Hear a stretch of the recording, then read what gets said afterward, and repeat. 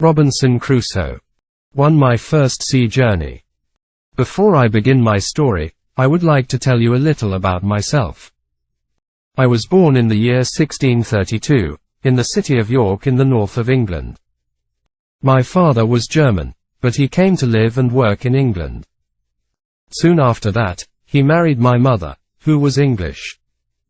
Her family name was Robinson, so, when I was born, they called me Robinson, after her. My father did well in his business and I went to a good school. He wanted me to get a good job and live a quiet, comfortable life. But I didn't want that. I wanted adventure and an exciting life. I want to be a sailor and go to sea, I told my mother and father. They were very unhappy about this. Please don't go, my father said. You won't be happy, you know. Sailors have a difficult and dangerous life. And because I loved him, and he was unhappy, I tried to forget about the sea. But I couldn't forget, and about a year later, I saw a friend in town. His father had a ship, and my friend said to me, "We're sailing to London tomorrow. Why don't you come with us?" And so, on September 1st, 1651, I went to Hull, and the next day we sailed for London. But, a few days later, there was a strong wind. The sea was rough and dangerous, and the ship went up and down, up and down. I was very ill, and very afraid. "Oh, I don't want to die," I cried. "I want to live. If I live, I'll go home and never go to sea again." The next day the wind dropped, and the sea was quiet and beautiful again. "Well, Bob," my friend laughed. "How do you feel now? The wind wasn't too bad." "What?" I cried. "It was a terrible storm." "Oh, that wasn't a storm," my friend answered.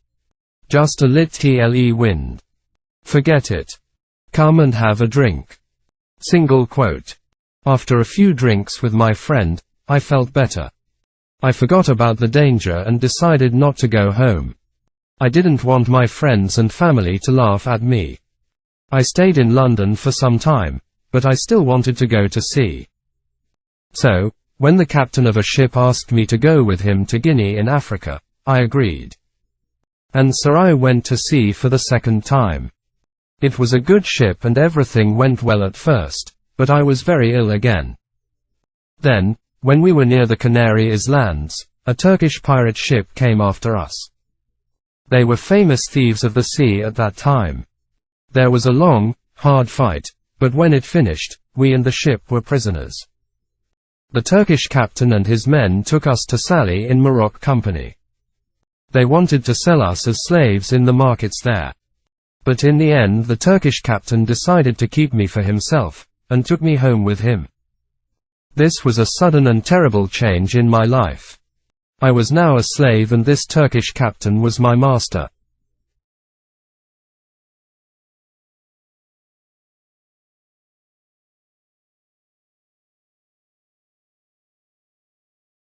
Robinson Crusoe. 2. Down the coast of Africa. For 2 long years I lived the life of a slave. I worked in escape, but it was never possible. I thought about it day and night. My master liked to go fishing in a little boat, and he always took me with him. A man called Moily, and a young boy also went with us. One day my master said to us, "Some of my friends want to go fishing tomorrow. Get the boat ready." So we put a lot of food and drink on the boat, and the next morning, we waited for my master and his friends. But when my master arrived, he was alone. "My friends don't want to go fishing today," he said to me. "But you go with Moily and the boy, and catch some fish for our supper tonight." "Yes, master," I answered quietly, but inside I was excited. "Perhaps now I can escape," I said to myself. My master went back to his friends and we took the boat out to sea. For a time we fished quietly, and then I moved carefully behind Moily and knocked him into the water.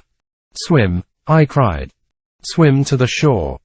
My master liked to shoot seabirds, and so there were guns on the boat.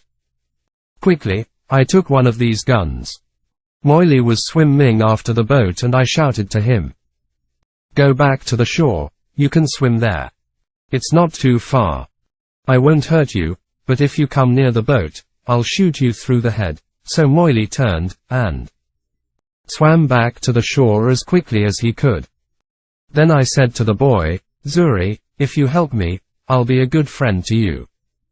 If you don't help me, I'll push you into the sea too." But Zuri was happy to help me. "I'll go all over the world with you," he cried. I wanted to sail to the Canary Islands, but I was afraid to go too far from the shore. It was only a small boat. And so we sailed on south for some days. We had very little water, and it was dangerous country here, with many wild animals. We were afraid, but we often had to go on shore to get more water. Once I used a gun to shoot a wild animal. I don't know what animal it was, but it made a good meal. For about 10 or 12 days we sailed on south, down the coast of Africa. Then one day we saw some people on the shore. Strange, wild people, who did not look friendly. By now we had very little food, and we really needed help. We were afraid, but we had to go on shore. At first, they were afraid of us, too. Perhaps white people never visited this coast. We did not speak their language, of course, so we used our hands and faces to show that we were hungry. They came with food for us, but then they moved away quickly. We carried the food to our boat, and they watched us. I tried to thank them, but I had nothing to give them. Just then 2 big wild cats came down to the shore from the mountains. I think they were leopards. The people were afraid of these wild cats, and the women cried out. Quickly, I took a gun, and shot one of the animals. The second wild cat ran back up into the mountains. Guns were new to these African people, and they were afraid of the loud noise and the smoke. But they were happy about the dead wild cat. I gave them the meat of the dead animal, and they gave us more food and water. We now had a lot of food and water, and we sailed on. 11 days later we came near the Cape Verde Islands. We could see them, but we couldn't get near because there was no wind. We waited. Suddenly Zuri called to me, "Look, a ship." He was right. We called and shouted and sailed our little boat as fast as we could. But the ship did not see us. Then I remembered the guns, which made a lot of smoke. A few minutes later the ship saw us and turned. When we were on the ship, the Portuguese captain listened to my story. He was going to Brazil and agreed to help me, but he wanted nothing for his help. "No," he said, when I tried to pay him. "Perhaps, one day, someone will help me when I need it." But he gave me money for my boat, and for Zuri, too. At first, I did not want to sell Zuri as a slave, after all our dangerous adventures together. But Zuri was happy to go to the captain, and the captain was a good man. In 10 years a time, he said, "Zuri can go free." When we arrived in Brazil 3 weeks later, I said goodbye to the captain and Zuri, left the ship, and went to begin a new life.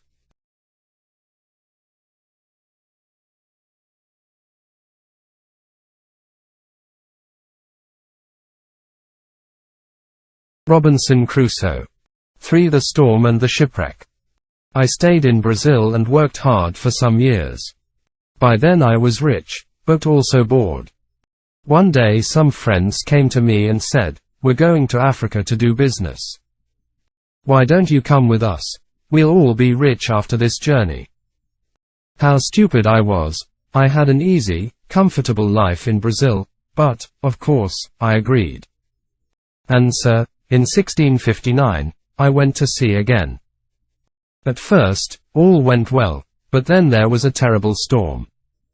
For 12 days the wind and the rain didn't stop. We lost 3 men in the sea, and soon the ship had holes in its sides. "We're all going to die this time," I said to myself. Then one morning one of the sailors saw land, but the next minute our ship hit some sand just under the sea. The ship could not move and we were really in danger now. The sea was trying to break the ship into pieces, and we had very little time. Quickly, we put a boat into the sea and got off the ship. But the sea was very rough and our little boat could not live for long in that wild water. Half an hour later the angry sea turned our boat over and we were all in the water. I looked round for my friends, but I could see nobody. I was alone. That day I was lucky, and the sea carried me to the shore. I could not see the land, only mountains of water all around me. Then, suddenly, I felt the ground under my feet. Another mountain of water came, pushed me up the beach, and I fell on the wet sand. At first I was very thankful to be alive. Slowly, I got to my feet and went higher up the shore. From there, I looked out to sea. I could see our ship, but it was wrecked and there was nobody near it. There was nobody in the water. All my friends were dead. I was alive, but in a strange wild country, with no food, no water, and no gun. It was dark now and I was tired. I was afraid to sleep on the shore. Perhaps there were wild animals there, so I went up into a tree and I stayed there all night.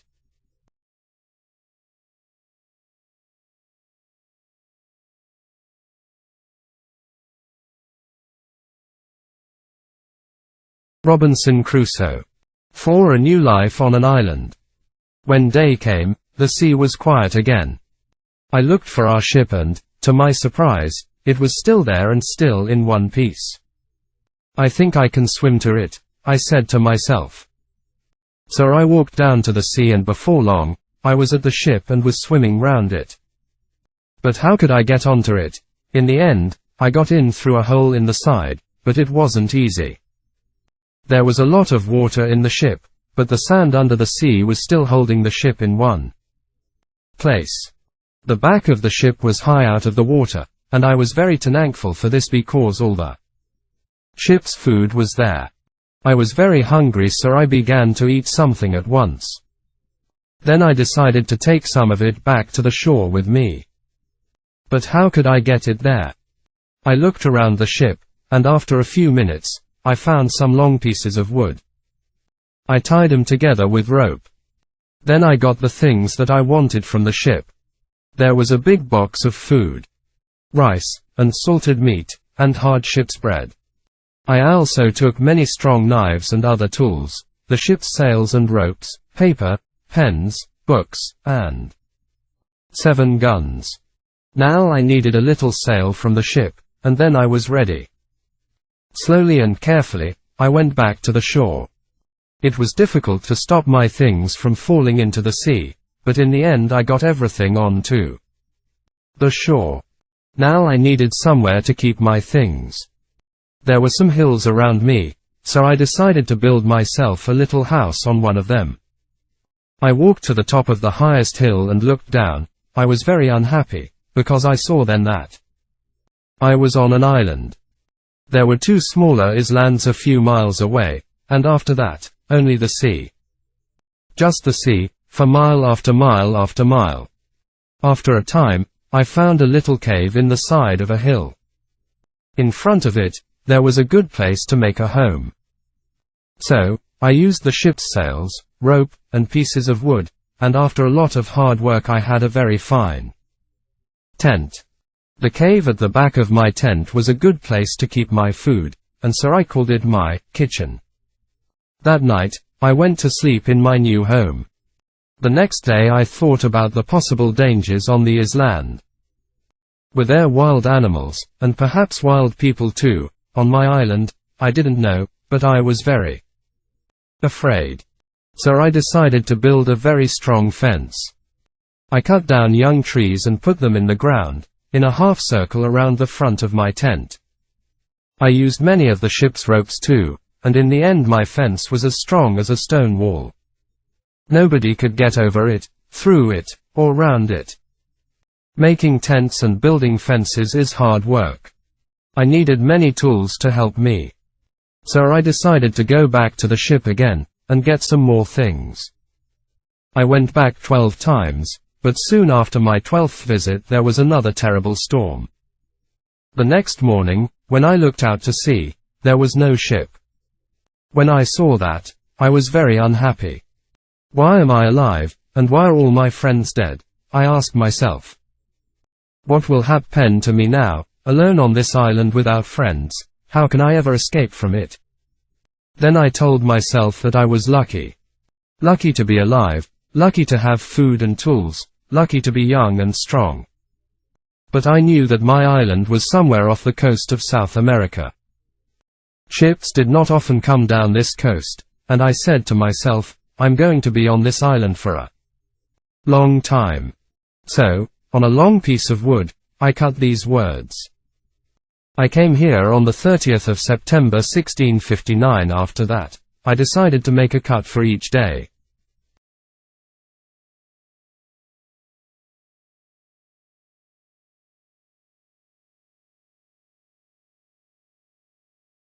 Robinson Crusoe. 5. Learning to live alone. I still needed a lot of things. Well, I said, I'm going to have to make them. So, every day, I worked. First of all, I wanted to make my cave bigger. I carried out stone from the cave, and after many days' hard work I had a large cave in the side of the hill. Then I needed a table and a chair, and that was my next job. I had to work on them for a long time. I also wanted to make places to put all my food, and all my tools and guns. But every time I wanted a piece of wood, I had to cut down a tree. It was long, slow, difficult work, and during the next months I learned to be very clever with my tools. There was no hurry. I had all the time in the world. I also went out every day, and I always had my gun with me. Sometimes I killed a wild animal, and then I had meat to eat. But when it got dark, I had to go to bed because I had no light. I couldn't read or write because I couldn't see. For a long time, I didn't know what to do. But in the end, I learned how to use the fat of dead animals to make a light. The weather on my island was usually very hot, and there were often storms and heavy rain. The next June, it rained all the time, and I couldn't go out very often. I was also ill for some weeks, but slowly, I got better. When I was stronger, I began to go out again. The first time I killed a wild animal, and the second time I caught a big turtle. I was on the island for 10 months before I visited other parts of it. During those months I worked hard on my cave and my house and my fence. Now I was ready to find out more about the rest of the island. First, I walked along the side of a little river. There, I found open ground without trees. Later, I came to more trees with many different fruits. I decided to take a lot of the fruit, and to put it to dry in the sun for a time. Then I could keep it for many months. That night I went to sleep in a tree for the second time, and the next day I went on with my journey. Soon I came to an opening in the hills. In front of me, everything was green, and there were flowers everywhere. There were also a lot of different birds and animals. I saw that my house was on the worst side of the island. But I didn't want to move from there. It was my home now. I stayed away for 3 days, and then I came home. But I often went back to the other, greener side of the island. And so my life went on. Every month I learned to do or to make something new. But I had troubles and accidents too. Once there was a terrible storm with very heavy rain. The roof of my cave fell in, and nearly killed me. I had to build it up again with many pieces of wood. I had a lot of food now. I cooked it over a fire or dried it in the sun. So I always had meat during the rainy months when I could not go out with a gun. I learned to make pots to keep my food in. But I wanted very much to make a harder, stronger pot. A pot that would not break in a fire. I tried many times, but I could not do it. Then one day I was lucky. I made some new pots and put them in a very hot fire. They changed color, but did not break. I left them there for many hours, and when they were cold again, I found that they were hard and strong. That night I was very happy. I had hot water for the first time on the island. By then, I also had my own bread. That was luck, too. One day I found a little bag. We used it on the ship to keep the chickens' food in. There was still some of the food in the bag, and I dropped some of it onto the ground.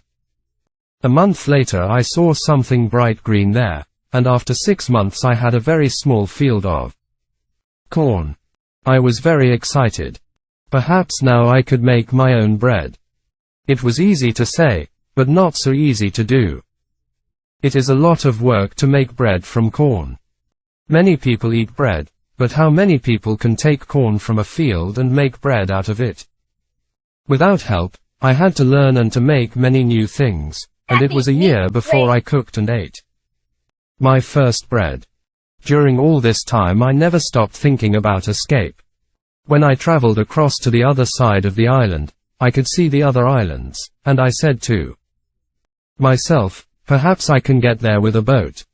Perhaps I can get back to England one day. Single quote. So I decided to make myself a boat.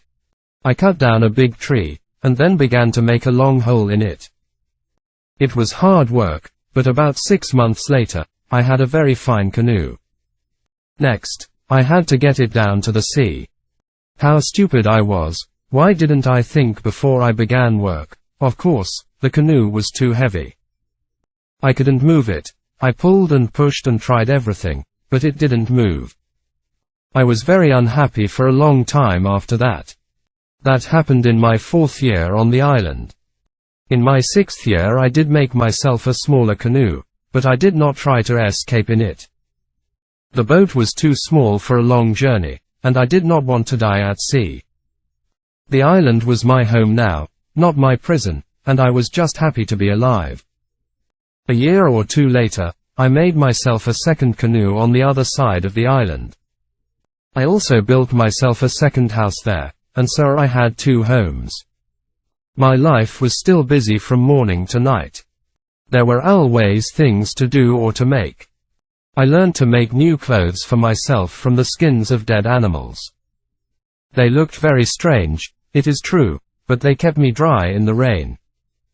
I kept food and tools at both my houses, and also wild goats. There were many goats on the island, and I made fields with high fences to keep them in. They learned to take food from me, and soon I had goat's milk to drink every day. I also worked hard in my cornfields. And so many years went by.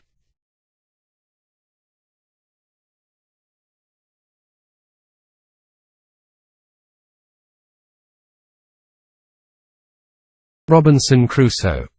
6A footprint. Then, one year, something strange and terrible happened. I often walked along the shore, and one day I saw something in the sand. I went over to look at it more carefully, and stopped in sudden surprise. It was a footprint. The footprint of a man. Who could this be? Afraid, I looked around me. I listened. I waited. Nothing. I was more and more afraid. Perhaps this man was one of those wild people who killed and ate other men. I looked everywhere, but there was nobody, and no other footprint. I turned and hurried home. There's someone on my island, I said to myself. Perhaps he knows about me. Perhaps he's watching me now from behind a tree. Perhaps he wants to kill me. Single quote. That night I couldn't sleep. The next day I got all my guns ready and I put more wood and young trees around my house. Nobody could see me now. But, after 15 years alone on the island, I was afraid, and I did not leave my cave for 3 days. In the end, I had to go out to milk my goats. But for 2 years I was afraid. I stayed near my home and I never used my guns because I didn't want to make a noise. I could not forget the footprint, but I saw and heard nothing more, and slowly I began to feel happier. One day, a year later, I was over on the west side of the island. From there I could see the other islands, and I could also see a boat, far out to sea. If you have a boat, I thought, it's easy to sail across to this island. Perhaps that explains the footprint.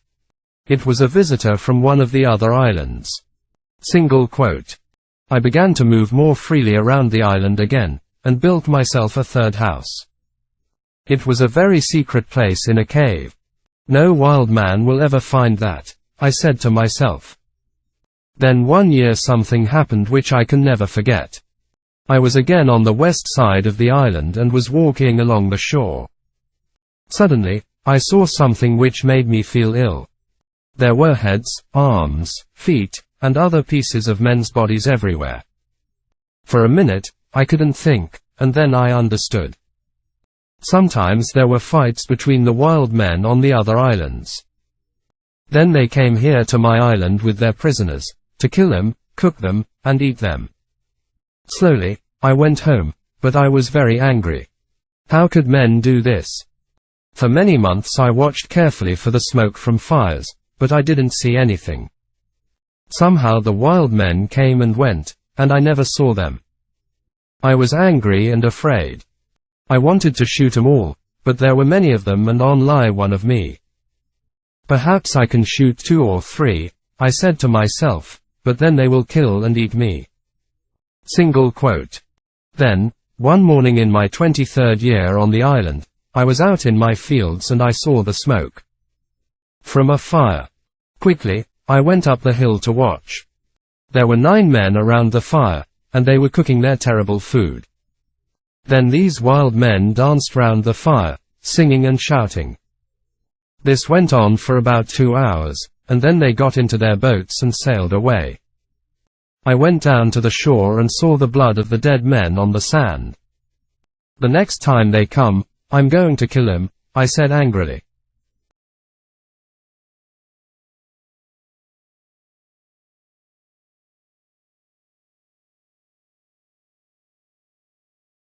Robinson Crusoe. 7 Friday.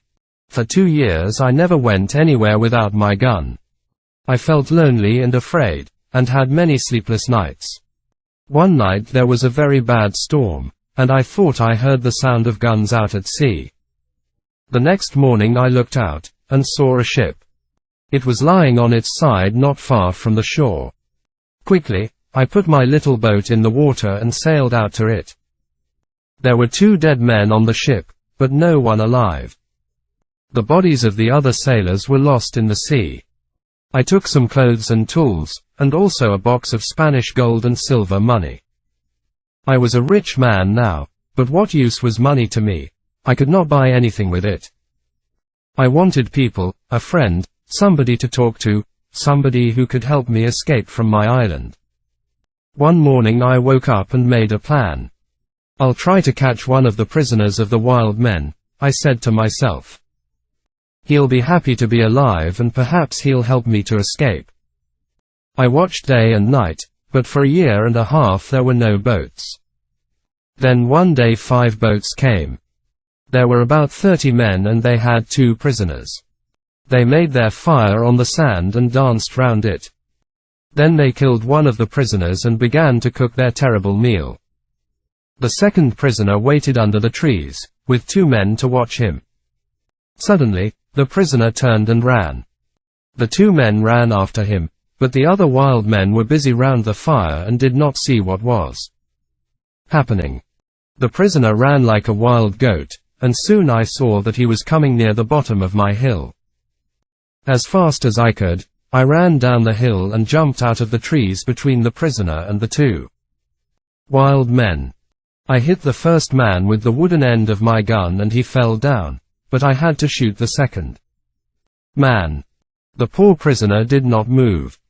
He was afraid of the noise of my gun. I called to him and tried to show him that I was friendly. Slowly, he moved nearer to me, but just then the first wild man began to get up from the ground. Then the prisoner spoke and I understood that he wanted my sword. How happy I was to hear words again. I gave him my sword, and at once he cut off the head of his enemy. Hurriedly, we hid the dead bodies under some leaves, and then left quickly. I took my prisoner to my secret cave on the other side of the island and gave him food and drink. After that, he went to sleep. He was a fine young man, about 25 years old, tall and well-built, with a kind face and a nice smile. He had a brown skin, black hair, bright eyes and strong white teeth. I decided to give him the name Offman Friday, because I first saw him on a Friday. When he woke up in the morning, he ran out to me. I was milking my goats in the field, and he got down on the ground and put his head near my foot. I understood that he was thanking me, and I tried to show him that I was his friend. I began to teach him to speak English, and soon he could say his name, Master, and yes and no. How good it was to hear a man's voice again. Later that day we went back to my first house. We went carefully along the beach, but there were no boats and no wild men. Just blood and bones all over the sand. I felt ill, but Friday wanted to eat the pieces of men's bodies which were still on the ground. I showed him that this was terrible for me, and he understood. When we got to my house, I gave Man Friday some trousers, and I made him a coat and a hat. He liked his new clothes very much. Then I made him a little tent to sleep in, but for a few weeks I always took my gun to bed with me. Perhaps Friday was still a wild man and would try to kill me in the night. At first, Friday was very afraid of my gun. Sometimes he talked to it, and asked it not to kill him. Friday was a quick learner and his English got better day by day. He helped me with the goats and with the work in the cornfields, and soon we were good friends. I enjoyed teaching him and, most of all, having a friend to talk to. This was the happiest of all my years on the island. Friday and I lived together happily for 3 years. I told him the story of my adventures and about life in England, and he told me about his country and his people. One day we were at the top of the highest hill on the island, and we were looking out to sea. It was a very clear day and we could see a long way. Suddenly, Friday began to jump up and down, very excited. "What's the matter?" I said. "Look, Master, look," Friday cried. "I can see my country. Look over there." I looked, and there to the northwest, between the sea and the sky, was a long thin piece of land. I learnt later that it was the island of Trinidad, and that my island was in the mouth of the river Orinoco on the north coast of South America. I began to think again about escape. Perhaps Friday wanted to go home too. Perhaps together we could get to his country. But what then? Would Friday still be my friend, or would his people kill me and eat me? I took Friday to the other side of the island and showed him my big canoe. It still lay under the trees. It was very old now, and there were holes in the wood. "Could a boat like this sail to your country, Friday?" I asked him. "Oh yes," he answered. "A boat like this can carry a lot of food and drink." Single quote. "Then we'll make another canoe like it, and you can go home in it," I said. But Friday looked very unhappy. "Why are you angry with me?" he asked. "What have I done? Why do you want to send me home?" "But I thought you wanted to go home," I said. "Yes. But you must come with me. Kill me if you want, but don't send me away from you." Then I saw that Friday was a true friend, and so I agreed to go with him. We began work on the canoe at once. Friday chose the tree himself. He understood wood better than I did. And we cut it down. We worked hard and in a month the boat was finished. 2 weeks later it was in the sea, and we began to get ready for our long journey.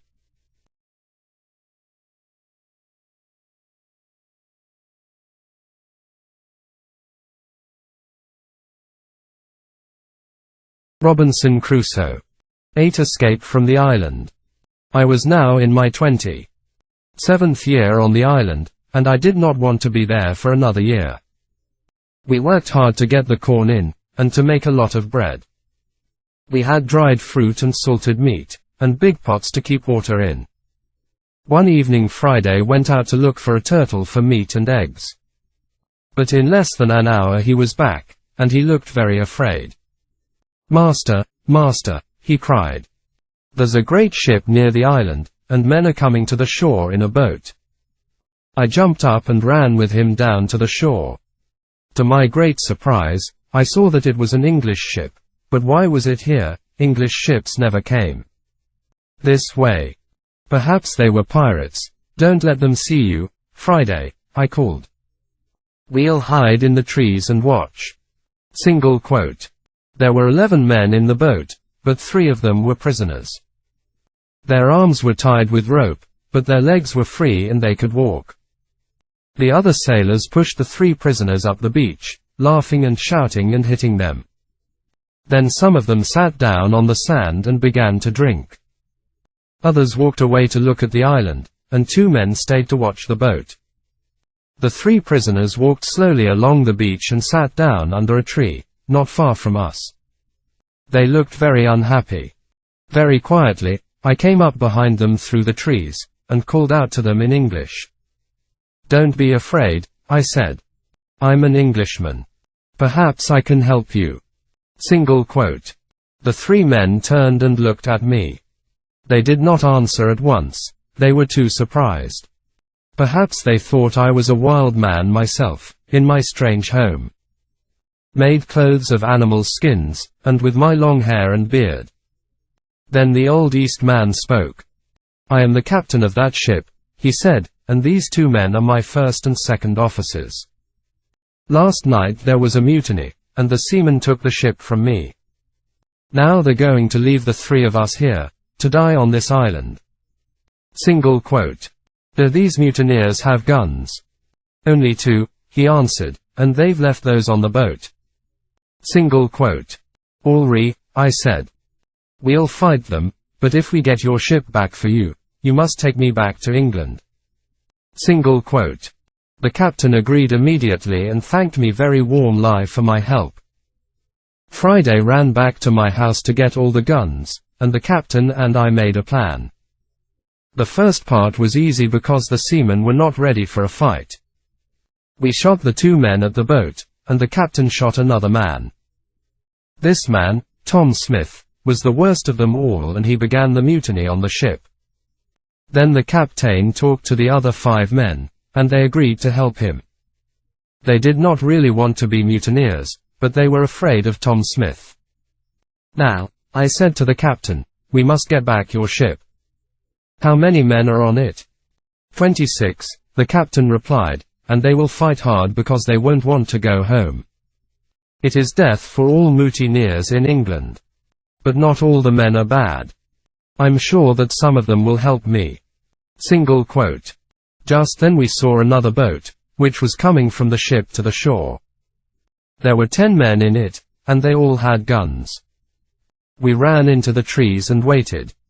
It was a long hard fight, but by now it was dark and this helped us very much.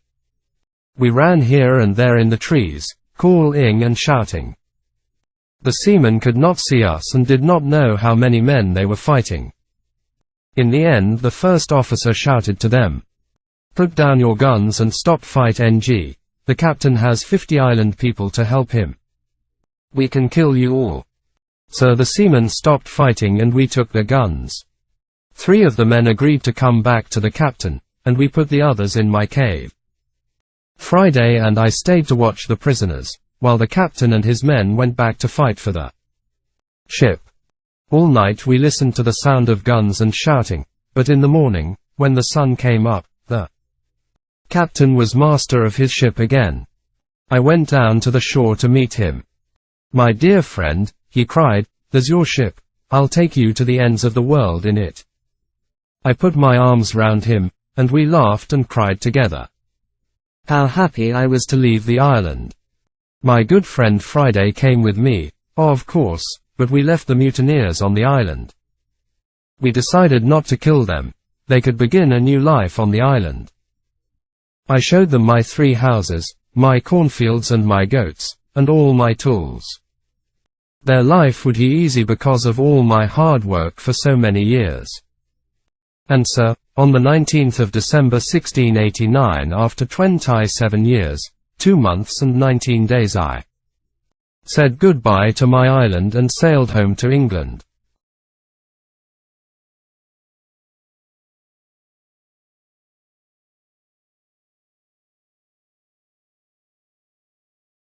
Robinson Crusoe. 9. Home in England. When I came back to England, I felt like a stranger in the country. Many things were different, and not many people remembered me. I went home to York, but my father and mother were dead, and also my 2 brothers. I did find the 2 sons of one of my brothers. They were happy to learn that I was alive, and I was pleased to find some family. After some months I decided to go down to Lisbon in Portugal. I had friends there who could help me to sell my land in Brazil, and I needed the money. Friday came with me. He was always a good and true friend to me. In Lisbon I found the Portuguese captain, who took me in his ship to Brazil, all those years ago. It was good to see him again, and he helped me with my business. Soon I was ready to go home again. By land. No more adventures and dangers by sea for me. It was a long, hard journey. We had to cross the mountains between Spain and France in winter, and the snow was deep. Poor Friday was very afraid of the snow. In his country it was always hot, and he did not like cold weather. Back in England I found a house and began to live a quiet life. My 2 nephews came to live with me. The younger one wanted to be a sailor, and so I found him a place on a ship. After a while I married, and had 3 children, 2 sons and a daughter. Then my wife died, and my nephew, who was now the captain of a ship, came home to see me. He knew that I did not really like a quiet life. "I have a fine ship, uncle," he said. "I'm going out to the East Indies, India, Malaya, the Philippines. Why don't you come with me?" And sir, in 1694, I went to sea again, and had many more adventures. Perhaps one day I'll write another book about them.